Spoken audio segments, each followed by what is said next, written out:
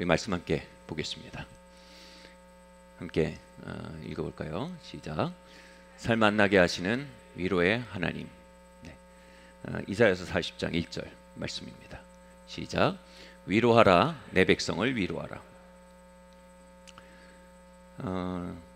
아실지 모르겠지만 저는 삼형제 중에 막내로 컸습니다. 그래서 좀 거칠고 남성적인 분위기에서 자라는 겁니다.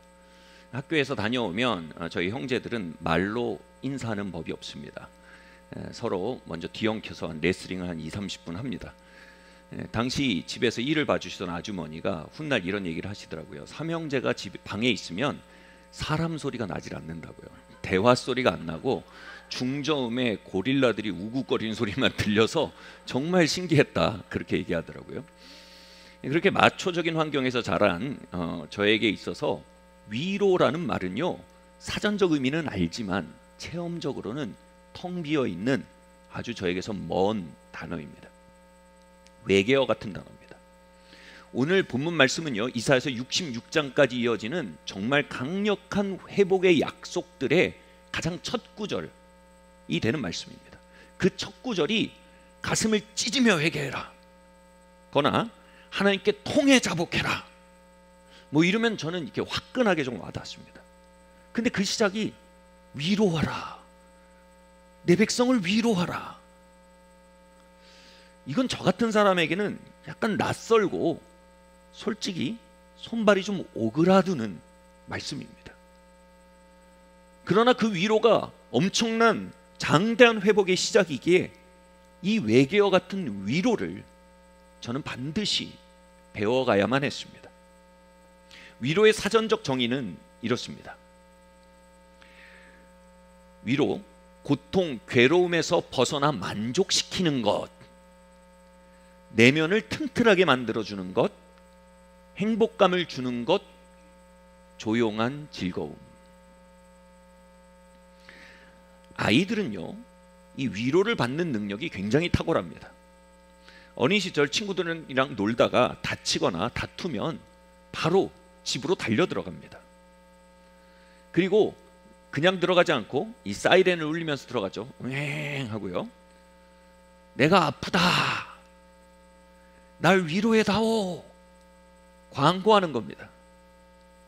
그렇게 입을 삐죽이며 달려와서 엄마 품에 푹 파묻힙니다. 그러면 엄마가 안아주고 등 쓰다듬어주고 상처에 호해주고 위로합니다. 그때 아이의 마음은요, 위로의 강물을 흠뻑 들이킵니다. 그런데 어른이 되어가며 어느 순간부터 우리에겐 위로해 줄 사람이 없어집니다. 저는 그 순간이 조금 빨리 왔습니다. 초등학교 저학년 때 저희 삼형제는 서울로 유학을 왔습니다. 수많은 고통을 겪었지만 울면서 달려갈 엄마가 없었습니다. 위로가 침묵할 때 고통은 이런 음성을 듣습니다. 왜 그렇게 나약하냐? 남자가 되라고, 어른이 되라고, 찡찡거리지 말라고.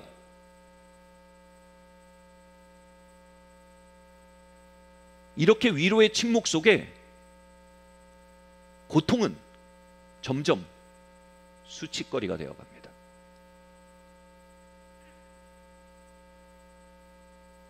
그렇게 위로되지 않은 고통은 우리의 인격을 파괴합니다. 이렇게 부정된 고통은요, 분노와 정욕과 중독의 뿌리가 되기 십상입니다. 다시 말씀드립니다. 고통이 삶을 파괴하는 것이 아닙니다. 위로되지 않은 고통이 삶을 파괴하는 것입니다. 예수님은 우리가 돌이켜 어린아이가 되어야 한다고 말씀하셨습니다. 어렵게 어른이 됐는데 다시 돌이켜서 어린아이의 자리로 돌아가야 한다고 말씀하시는 겁니다. 다시 말해 잃어버린 위로받는 능력, 그 위로받는 능력을 회복해야 한다라고 말씀하시는 겁니다.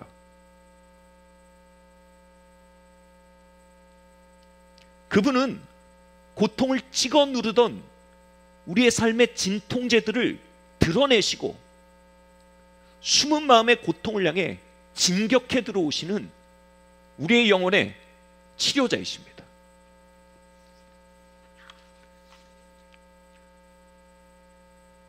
위로를 원한다는 것, 어른들에게 별로 인기 있는 자세가 아닙니다. 위로를 원하는 것은 고통과 특별히 약함을 인정하는 의미이기 때문입니다.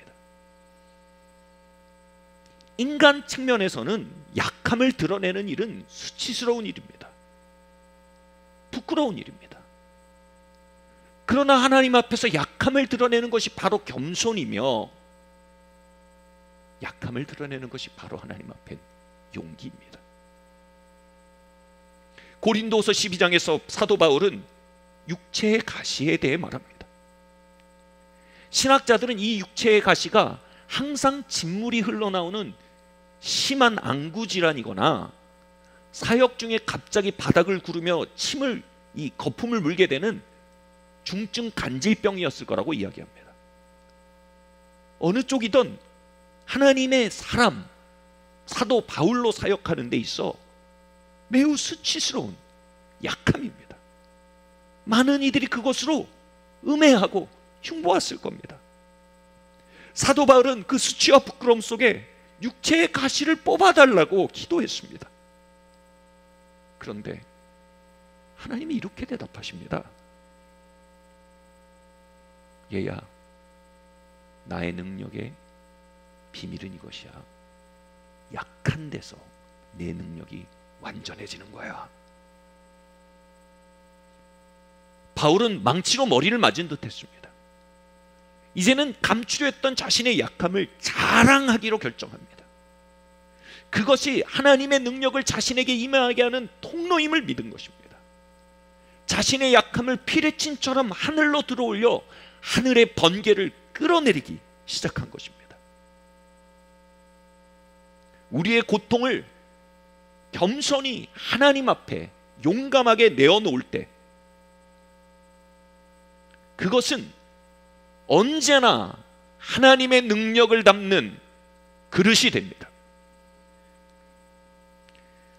예수님은 성령님에 대해 소개하시며 이런 표현을 쓰셨습니다. 파라클레이토스, 영어로 컴포터, 우리말로 위로자입니다. 성령님은 위로자이십니다. 여러분, 목욕탕에 가서 때를 미시는 새 신사에게 반드시 겸손하고 용감하게 때에 찌든 몸을 드러내셔야 합니다. 그리고 그 앞에 자신을 내어 맡겨야 합니다. 그럴 때만 새 신사가 우리에게 일할 수 있습니다. 성령님은 위로자이십니다. 우리의 영혼에 찌든 고통과 우리의 영혼에 찌든 피로를 어루만지시는 위로자이십니다. 우리가 겸손히 삶의 고통과 피로를 인정하고 드러내지 않으면 위로자께서 우리에게 해주실 일이 없습니다. 슬프게 어른이 되어버린 이들에게 성령님은 다가가실 수가 없는 것입니다. 위로자와의 참된 관계는 어린아이 같은 겸손의 자리에서만 시작됩니다. 용감하고 겸손하게 고통을 드러내십시오. 연약함을 드러내십시오. 위로자를 환영하십시오. 그러면 우리는 어떤 고통의 그릇들을 위로자 성령께 가져가야 할까요? 첫 번째로요, 함께 읽어볼까요? 시작. 우리는 트라우마를 위로자에게 가져가야 합니다. 마태복음 5장 4절 말씀입니다. 시작. 애통하는 자는 복이 있나니 저희가 위로를 받을 것이며 위로를 구하는 것은요,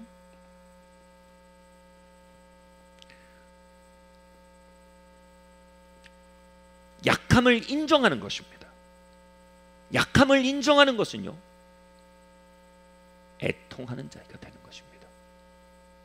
우리의 고통과 약함을 의식의 수면 위로 들어올려 인식할 때 우리는 애통하게 됩니다. 여기 놀라운 약속이 나옵니다. 그들이 위로를 받을 거라는 겁니다. 이 위로를 받을 것이며 라는 말은요, 성경 고유의 표현으로 신적 수동태라고 합니다. 바로 말해 이 위로를 받을 것이요, by God himself. 이게 생략된 겁니다. 바로 하나님이 직접 위로하신다는 겁니다. 초자연적인 하나님의 위로가요, 애통하는 자들에게 역사한다는 겁니다.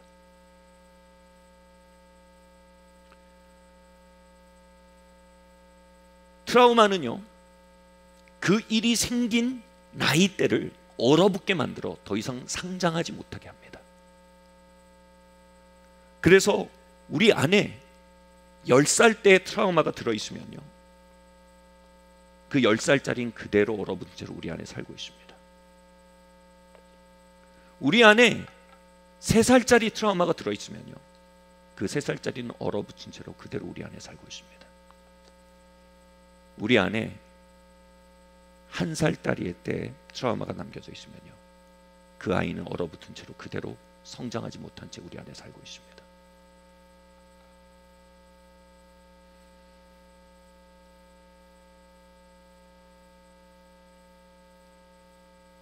사람은 커버린 우리를 보지만 성령님은 크지 못하고 있는 우리를 보십니다. 우리는 얼어붙은 우리를 부정하기 원하지만 성령님은 얼어붙은 우리로부터 만남을 시작하기 원하십니다.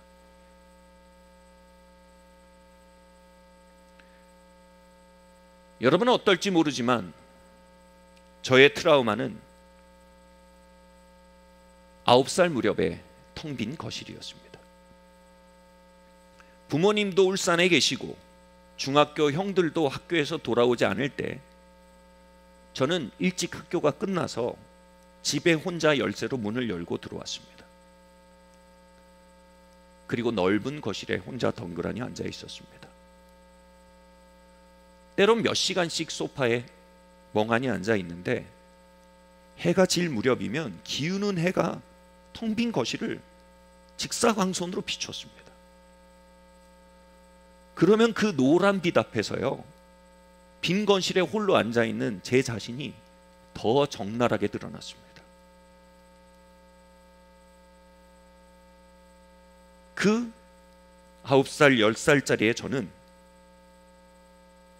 30살이 지난 제 아내도 얼어붙은 채 자라지 못하고 살고 있었습니다. 저는 그 아이를 인정하고 싶지 않았습니다. 말씀드렸듯 저 같은 마초맨에게는 자존심 상하고 거북한 일입니다. 그 아이로부터 도망치기 위해 저는 이런저런 것을 의존했습니다. 학창시절 친구들을 엄청 의지했고요, 심지어는 알코올도 의지했고요, 쾌락을 의지하기도 했고요, 미디어를 의지하기도 했습니다. 그리고 그 의존성들은 건전한 생활, 효과적인 생활, 거룩한 생활을 심히 방해했습니다. 문제는 이것입니다. 그 시스템을 인정하기까지 너무 오랜 시간이 걸려버린 것입니다. 특별히 30이 지나서 여전히 미디어에 대한 의존성이 목사가 된 이후에도 영향력을 발휘하고 있다는 것을 받아들이기까지 저는 많은 용기가 필요했습니다.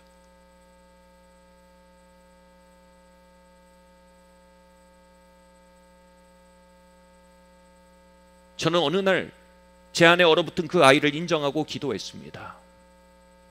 외로움을 TV로 달래던 그 아이가 아직 제 안에 자라지 못한 채로 얼어붙어 살고 있습니다. 당신의 위로로 그 아이를 만나주시고 녹여주십시오. 그렇게 몇 개월을 기도하던 중 마침 기도에 관련된 컨퍼런스에 참여하게 되었습니다. 이틀 때 밤인가요? 잠을 자는데 한 3, 4신경에 갑자기 잠이 깼습니다. 제가 그런 일이 없습니다.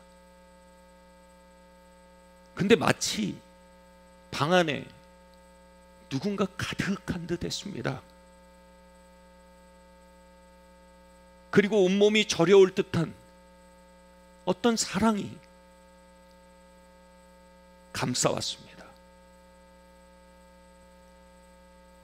그 전류는 바로 9살 무렵 이후로 잃어버려 찾지 못하던 바로 그 느낌이었습니다. 고통스러우면 집으로 달려들어와 저를 파묻어버리던 엄마의 품에서 느끼던 그 기운이었습니다. 더 정확히 말해 저는 엄마의 가슴에 머리를 파묻곤 했습니다. 그러나 그것보다 정말 100배는 더 강렬했습니다. 그것을 잃어버리고 살아온 모든 시간들의 이자까지 쳐서 매해매해까지 갚아주겠다는 듯 온몸을 휘감는 강렬한 전류와 같았습니다. 그리고 그 사랑의 전기는 텅 빈 거실 소파 위에 비스듬히 누워 석양을 바라보던 그 얼어붙은 아이를 끌어안았습니다. 그날 밤 그 아이는 제 안에서 울고 또 울었습니다. 저는 신음하듯이 물었습니다. 주님, 이게 무슨 일이죠? 무슨 일이 진행되는 거죠? 그때 신학교에서 배웠던 한 단어가 떠올랐습니다. 히브리어로 엘샤다이. 이것은 하나님의 이름으로요, Many breasted one으로 번역됩니다. 다시 말해 젖먹이를 많이 둔 어미라는 뜻입니다. 또는 가슴을 많이 가진 자라는 뜻이 됩니다. 이것이 우리 성경에서는요, 전능하신 하나님으로 번역됩니다. 어떤 전능성입니까? 홍해를 가르는 전능성입니까? 적군을 쓸어내는 전능성입니까? 아닙니다. 엘샤다이의 전능성은 어떤 고통이라도, 어떤 깊이라도, 어떤 해묵은 것이라도 능히 위로해내는 전능성인 것입니다. 마법 같은 힘을 가진 엄마의 가슴보다 압도적인 초자연적인 위로, 그 위로의 힘으로 하나님은 자신을 소개하시는 겁니다. 나는 너의 엘샤다이의 하나님이다. 우리 안에는 얼어붙은 10살이 있습니다. 얼어붙은 3살이 있습니다. 얼어붙은 18살이 있습니다. 그 얼어붙은 아이들은 모두 엘샤다이를 간구하고 있습니다. 그 위로를 갈구하는 아이들이 엘샤다이의 품으로 들어올려져야 합니다. 메시지 바이블은요, 방금 읽은 마태복음 5장 4절을 이렇게 번역합니다. 너에게 가장 소중한 것들을 잃었다고 느끼는 사람들은 복이 있도다. 그때에만 가장 중요한 분에게 네가 끌어안아져 질 것이다. 그분은 우리 안에 있는 아이들을 끌어안아 주기를 원하십니다. Many breasted one, 위로에 전능하신 하나님, 그분의 임재가 우리에게 다가올 때 우리 안에 얼어붙었던 트라우마들이 수면 위로 떠오르기 망정인 것입니다. 놀라지 마십시오. 자존심을 내리십시오.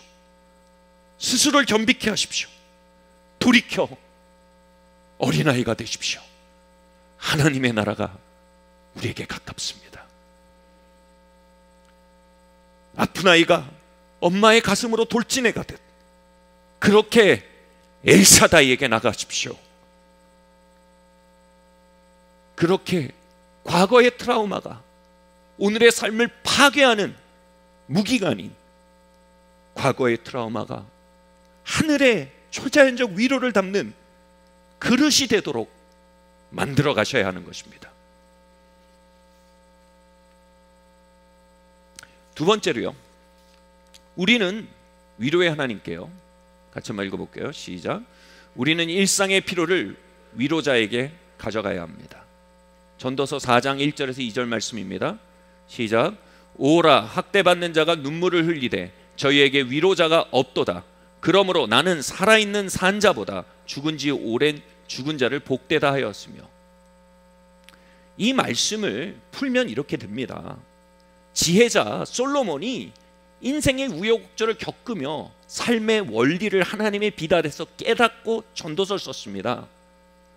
인생을 마치 양팔 저울로 얘기하는 것입니다. 한쪽에는 일상의 고통을 담고 있고요, 한쪽에는 위로를 담고 있는 겁니다. 고통이 위로보다 크면 단적으로 살맛이 안 난다는 겁니다. 솔로몬의 적나라한 표현을 쓴다면요, 죽고 싶어진다는 겁니다. 반대로요, 고통이 아무리 커도요, 고통이 아무리 무거워도요, 위로가 고통보다 무거우면요, 살맛이 난다는 겁니다.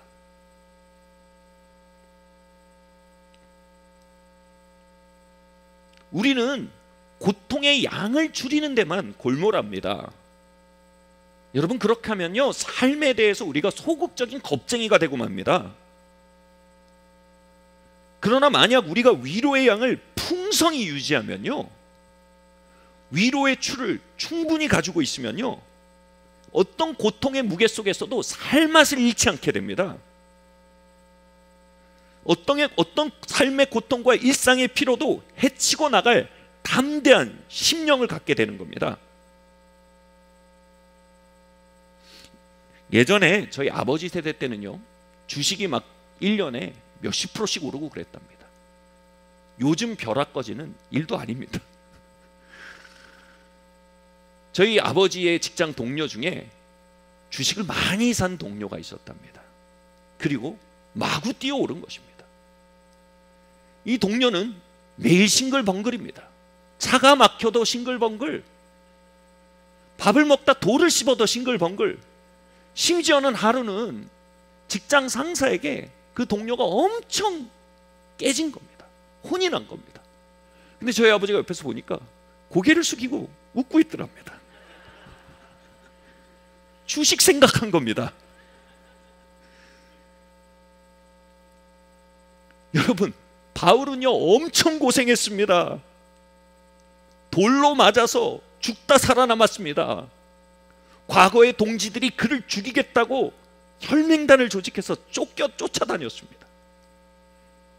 흠씬 두들겨 맞고 지하 감옥에 던져지기도 했습니다. 근데 그런 그가요, 감옥에서 노래를 부릅니다. 역 감방에서 그랬을 겁니다. 미친 거 아니냐 저거. 성도들은 그랬을 겁니다. 저 위대한 신앙을 보라. 초인적인 의지력이다. 그러나 여러분, 이건 미친 것도 초자연 초인적인 의지력도 아닙니다. 그에게 고통이 중했으나 그와 함께하는 초자연적인 위로가 훨씬 더 중했던 것입니다. 아멘. 고린도후서 1장에서 바울은 이렇게 그 비밀에 대해 이야기합니다. 모든 위로의 하나님이시며 우리의 모든 환난 중에서 우리를 위로하사 우리로 하여금 하나님께 받는 위로로서 모든 환난 중에 있는 자들을 능히 위로하게 하시는 이로다. 그리스도의 고난이 우리에게 넘친 것 같이 우리의 위로도 그리스도로 말미암아 넘치는도다.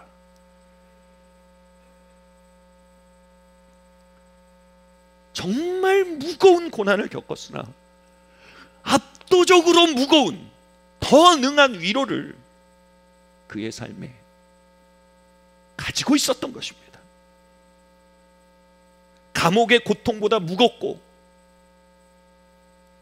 돌팔매의 고통보다 무거운 위로가 그와 함께하면 그가 노래할 수 있었던 것입니다. 그 하나님이 우리의 하나님이라는 겁니다. 그러면 우리도 노래할 수 있게 될 것입니다. 고린도후서 1장은 그가 위로에 얼마나 진심이었는지를 보여줍니다. 그는 돌로 맞고 위로를 구했습니다. 돌로 맞고 바로 찬양했을 거라고 생각하지 않습니다. 아마 그랬을 겁니다. 하나님, 아버지, 너무 아파요. 마음도 너무 힘들어요.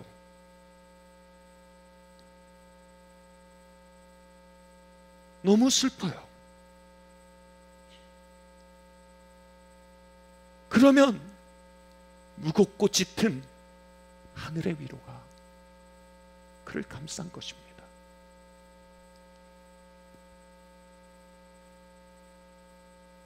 그러면 그의 삶맛 저울이 다시 기울어지는 겁니다.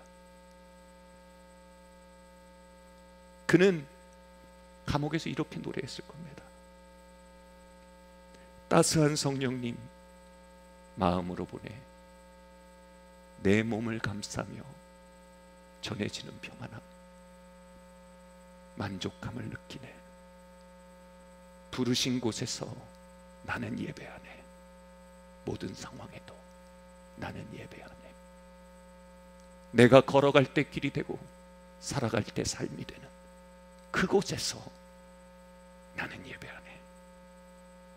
감옥에서, 거리에서, 광야에서 그는 위로자를 환영한 것입니다. 그는 삶의 고통의 양에 민감하지 않았습니다. 다시 말해 그는 고통에 대한 두려움에 사로잡혀 살지 않았습니다. 그는 위로에 민감했습니다. 다시 말해 위로를 고대하며 일상의 피곤을 이겨냈던 것입니다. 출애굽 시절 하늘에서 내리는 만나는 선물처럼 은혜처럼 온 천지에 내려왔습니다. 아침마다요. 그래도요, 일어나서 천막에서 나와서 그 만나를 수집하는 것은 각자의 몫이었습니다. 만약 곳곳에 내린 만나를 일어나 수집하지 않는다면 그 사람은 아무리 은혜가 많아도, 아무리 선물이 많아도 하루를 쫄딱 굶어야 했습니다. 우리의 삶에는요, 고생이 있습니다. 피로가 있습니다. 그러나 기억하십시오. 고생과 피로보다 언제나 하나님이 내리시는 위로와 은혜가 삶의 도처를 덮으며 언제나 승하게 우리와 함께하는 것을요. 우리는 영혼의 나태의 자리에서 일어나 그 위로를 수집하기 시작해야 합니다. 우리는 위로에 진심이 되어야 합니다.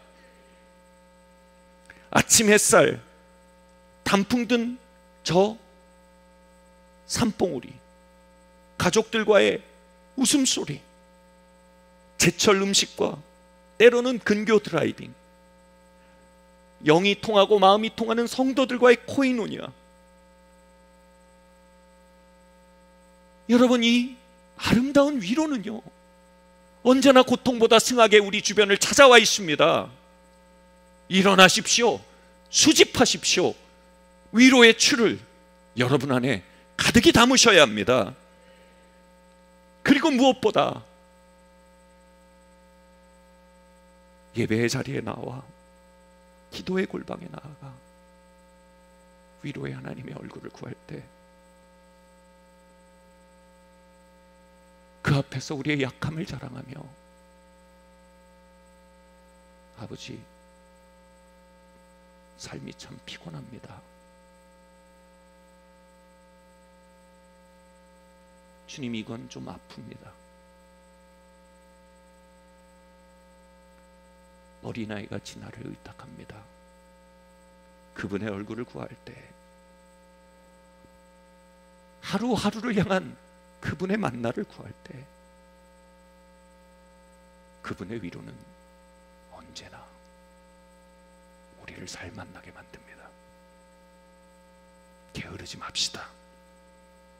매일 일상의 피로의 임계점을 뛰어넘는 위로의 중함을 수집합시다.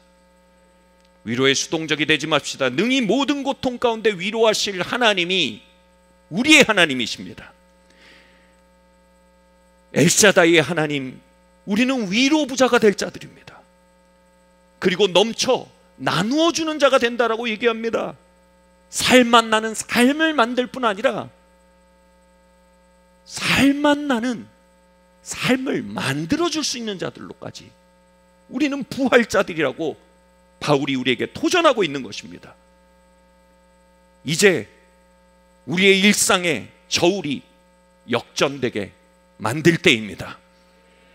엘샤다이의 하나님, 그분은 우리의 살맛이십니다.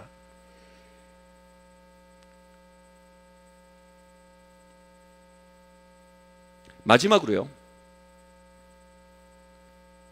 우리의 과거의 실수와 후회를 위로자에게 가져가셔야 합니다. 창세기 50장 21절에서 21절 말씀, 20절에서 21절 말씀 함께 읽겠습니다. 시작. 당신들은 나를 해하려 하였으나 하나님은 그것을 선으로 바꾸사 오늘과 같이 만민의 생명을 구원하려 하셨나니 당신들은 두려워 마소서 내가 당신들과 당신의 자녀를 기르리이다 하고 간곡한 말로 위로하였더라. 한 번은 저희에게 잘못을 한 분들이 있었습니다. 저희들에게 와서 용서를 그분들이 구했습니다. 고마운 일이죠. 그리고 저도 용서했습니다. 그런데 그분들은 여전히 괴로워하며 자리를 떠나지 못했습니다. 사실상 그분들은 용서를 받았음에도 계속되는 수치와 괴로움에, 두려움에 눌려서 위로를 필요로 하고 있었던 것입니다. 근데 저는 좀 불편해졌습니다. 아니, 용서를 받았으면 됐지 무슨 염치로 위로까지 구한단 말인가? 내가 해를 당한 사람으로서 위로까지 해줘야 한단 말이냐? R.T. 킨들 목사님은요, 그의 책 Total Forgiveness, 완전한 용서에서 위에 읽어드린 구절에 대해 이렇게 설명합니다. 요셉은 자신을 팔아넘긴 형님들을 용서할 뿐 아니라 그들을 위로했습니다. 요셉은 예수님의 상징적 인물입니다. 그는 예수님의 완전한 용서를 대변하는 사람입니다. 완전한 용서가 있다면요, 미완의 용서도 있습니다. 저는 그 자리에 미완의 용서로 서 있었던 것입니다. 제가 받은 완전한 용서를 깨닫지 못하는 처사였던 것입니다. 그분은 우리가 회개할 때요, 죄를 깨닫고 돌이킬 때요, 용서하시대요, 완전히 용서하십니다. Total forgiveness. 여러분, 죄를 발견하고 용서를 구해 보셨습니까? 용서를 받더라도요, 수치와 자기 혐오와 후회는요 그대로 남습니다. 그리고 그것은요 무거운 짐이 되어 잔인한 자기 혐오의 흔적을 남깁니다. 이건 정말 고통스러운 감정입니다. 그런데 주님은요, 내가 용서한다, 그러나 후회와 두려움은 네가 지고 가라. 그 정도는 염치가 있어야 하지 않겠냐? 하지 않으십니다. 주님은 미완의 용서를 모르십니다. 주님은 용서하되 전심으로 용서하십니다. 주님은 토탈 포기브네스의 주님이십니다. 아버지가 아이들의 잘못을 바로잡습니다. 혼이 나고요, 팽팽한 긴장 가운데 결국 아이들이 잘못을 인정합니다. 그리고 용서를 구합니다. 용서합니다. 그리고 어색한 분위기 속에 방에 들어갑니다. 그러나 아버지는 마음이 아픕니다. 수치와 후회와 두려움 속에 남겨질 아이들이 눈에 밟히는 겁니다. 그때 어떻게 합니까? 엄마를 파송하는 겁니다. 여보, 애들한테 좀 가봐줘. 애들 좀 위로해줘. 그럼 엄마가 방문을 두드리고 들어갑니다. 많은 경우 간식을 챙겨가기도 하죠. 안아줍니다. 위로하며 말합니다. 얘야, 아빠가 너를 얼마나 좋아하는데 기대가 커서, 믿음이 커서 아픔이 컸던 거야. 그러면 아이는 눈물을 뚝뚝 흘립니다. 그리고 다시 방에서 나올 때면 수치심 없이, 후회 없이, 두려움 없이 말합니다. 아빠, 밥 먹자.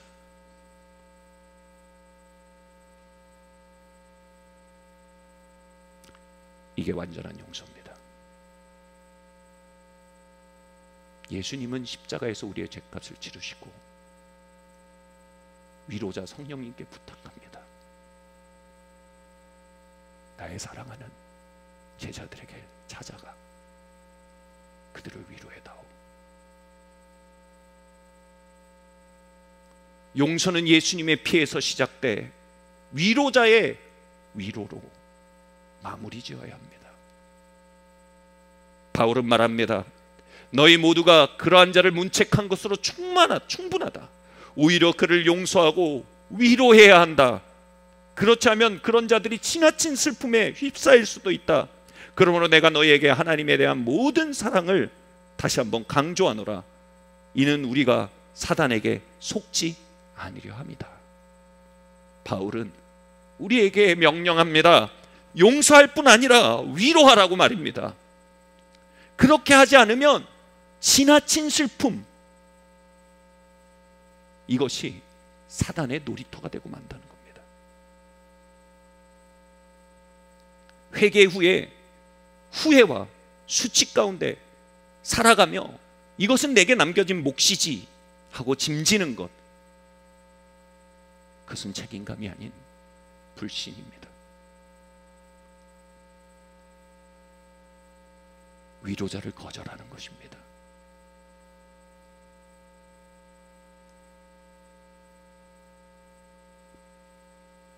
위로의 성령께서 방문을 두드리고 계십니다.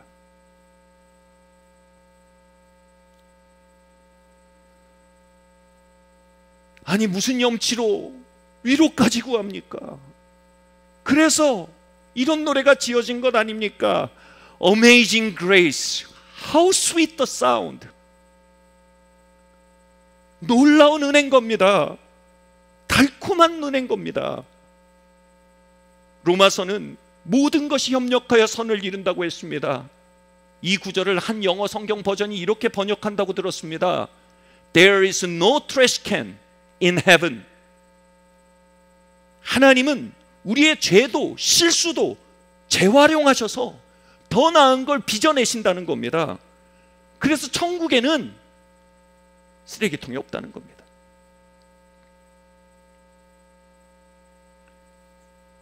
후회해서 걸어 나오십시오. 두려움에서 걸어 나오십시오. 자신을 그만 내리치십시오. 위로자를 받아들이십시오.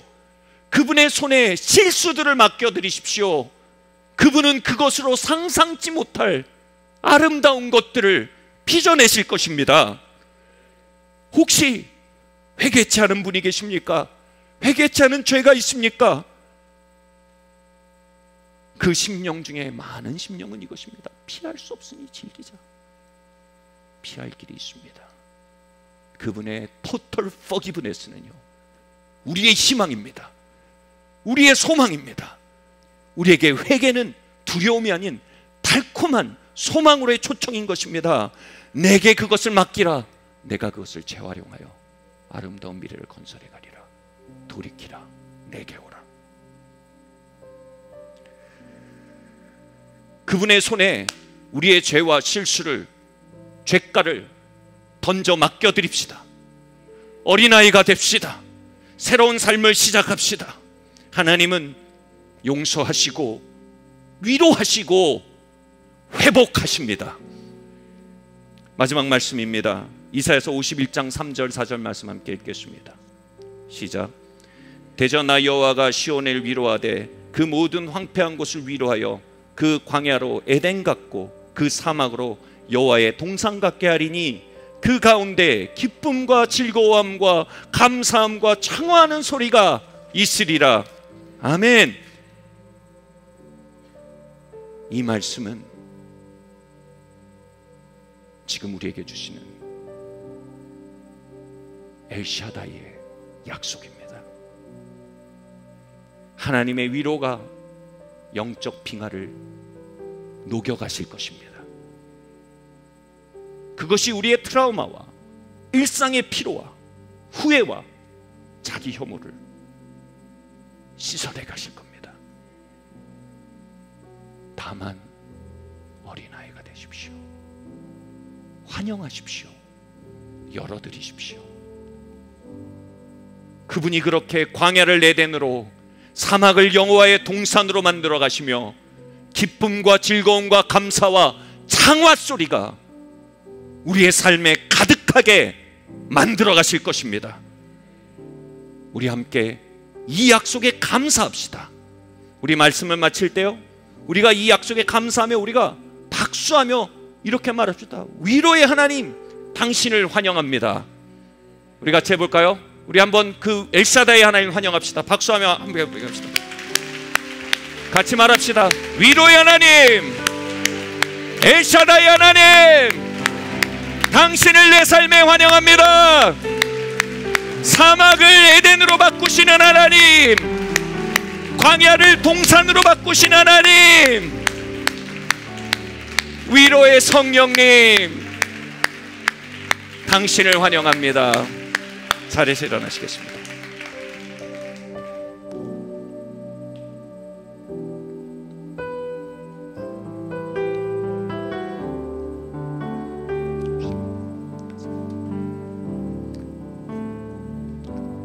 따스한 성령님, 마음으로 보내 내 몸을 감싸며 주어지는 평안함, 만족함을 여러분, 우리가 이 가사를 고백하는 건 이 내용에 참여하는 것입니다. 사랑과 진리, 함께 고백합시다. 사랑과 진리에 환영합니다. 한 줄기 빛 보내 내 몸을 감싸며 주어지는 평안함, 그 사랑을 느끼네. 누르신 곳에서 나는 예배하네. 어떤 상황에도 나는 예배하네. 누르신 곳에서 나는 예배하네.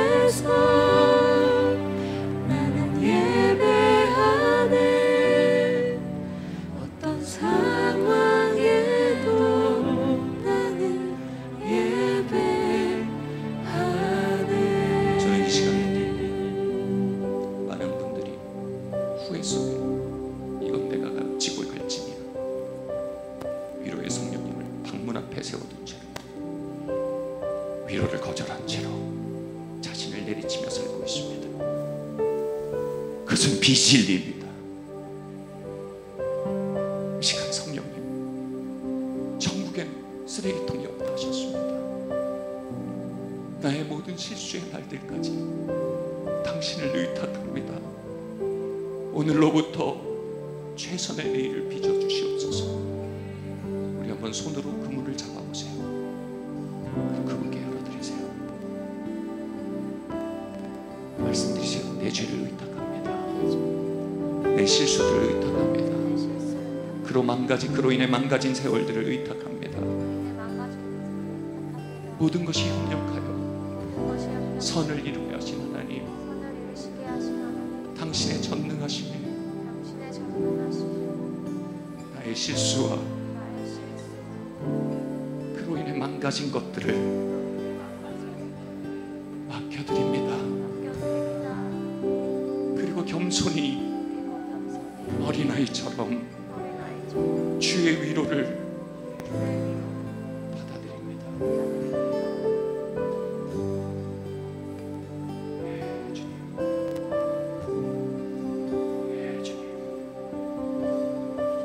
주님 수치의 짐들을 가져가십니다.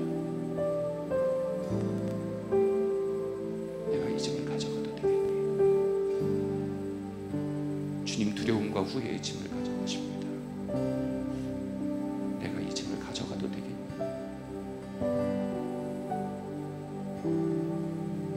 회한의 짐들을 주님 말씀하십니다. May I help you? May I help you? 내가 이 짐을 들어줘도 되겠니? 아멘 하십시오. 주님 그렇게 해주십시오. 혹시 이 자리에 회개하지 않은 죄나 회개하지 않은 삶 가운데서 있음이 발견되어지며 그분께 망가진 것들을 내어 맡기고 새로운 것들을 시작하기 원하시는 분들 계십니까? 부끄러워하지 마십시오. 어린아이가 되십시오. 그곳에 생명과 새 시작이 있습니다. 그런 분들이 있다면 한번 손을 들어주십시오. 주님, 내 삶을 당신께 의탁합니다. 돌이키지 않은 죄들을 당신께 의탁합니다. 그런 분들이 있다면 당신 주님 앞에 손을 드세요.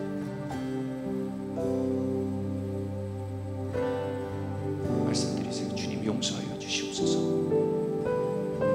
예수님의 피로 나의 죄가를 씻으시며 저의 잘못된 걸음들을 당신 앞에 자복하오니 당신의 은혜 안에 새 길을 걷기 원합니다. 망가뜨린 쓰레기들을 아름다운 예술품으로 재활용하시는 당신의 손에 나의 삶을 의탁합니다. 예수 그리스도시여, 내게 오셔서 나의 왕이 되시고 나의 구원자가 되어 주십시오.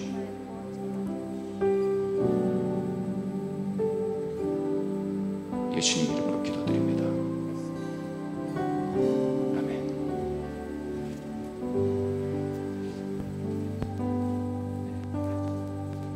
네, 준비하신 봉헌 주님께 드리며 나가겠습니다.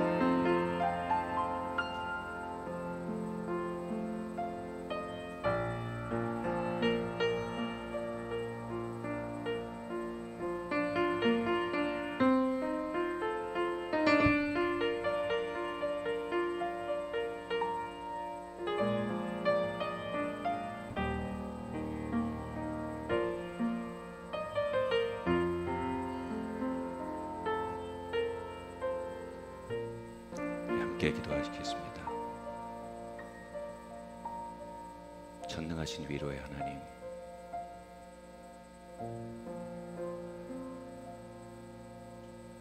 우리에게 달려와 목을 어긋맡기시고 끌어안으시고 우리의 고백을 받으시고 우리의 예배를 받아주시니 감사합니다. 여기 우리의 작은 주님께 드리는 선물이 있습니다. 이 선물 통하여 주의 뜻 이 땅에 이루어지게 해주시고 주의 복음 이 땅에 선포되게 하여 주시기를 간구합니다.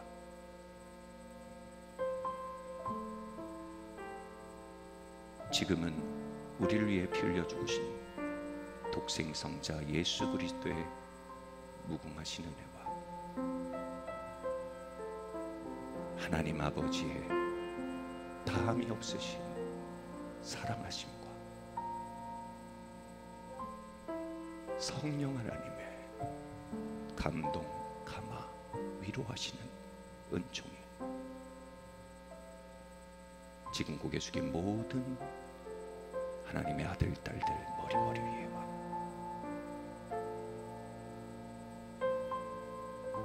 그들의 고통의 빈 그릇들 위에